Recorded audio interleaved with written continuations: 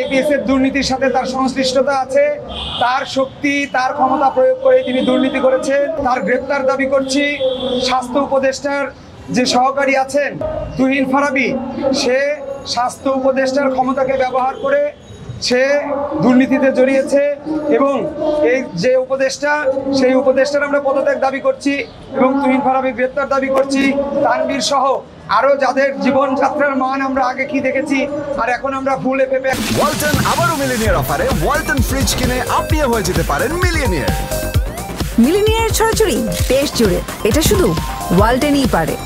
একজনকে পডকাস্ট হতে দেখছি, তাদের বিরুদ্ধে তদন্ত চাই এবং তাদের বিরুদ্ধে তদন্ত সাপেক্ষে আমরা শ্বেতপত্র প্রকাশ করতে অনুরোধ করেছি।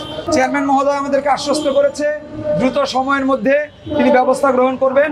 আমরা বলেছি আপনাদেরকে আমরা 15 দিনের সময় দিলাম। সারা বাংলাদেশের সকল পত্রিকা আপনাদের মিডিয়াগুলোতে আমরা দেখেছি। অতএব এটা দেখার পরেও প্রমাণ খুঁজে বের করার দায়িত্ব দুদকের, সেটা আমাদের না। তাদেরকে চাকরি দেওয়া হয়েছে, তারা তথ্যসূত্র খুঁজে বের করবে, প্রমাণ খুঁজে বের করবে। সেই চাকরি তারা যদি না পারে ছেড়ে দিক, যাদেরকে চাকরি দেওয়া হবে তারা খুঁজে বের করবে। তারা এখনো যেহেতু প্রধান উপদেষ্টার নেতৃত্বে মন্ত্রী পরিষদে রয়েছেন, উপদেষ্টা পরিষদে রয়েছেন, অতএব এই দায় প্রধান উপদেষ্টা এড়াতে পারে না। আমরা মনে করি এই দায় প্রধান উপদেষ্টারই, অতএব প্রধান উপদেষ্টা দায় নেবেন কিনা এটি তার সিদ্ধান্ত। আমরা তার উপরে আস্থা রাখি, বিশ্বাস রাখি বলেই সকল দল মত সকল শ্রেণী পেশার মানুষ তার উপরে আস্থা রেখেছে এবং এই সরকারকে সমর্থন দিয়েছে। ঘোষণা করার পর থেকেই আমাদেরকে বিভিন্নভাবে পেরেশানি করা হয়েছে, আমাদেরকে চাপ দেওয়া হয়েছে যাতে আমরা এই কর্মসূচিটা না করি।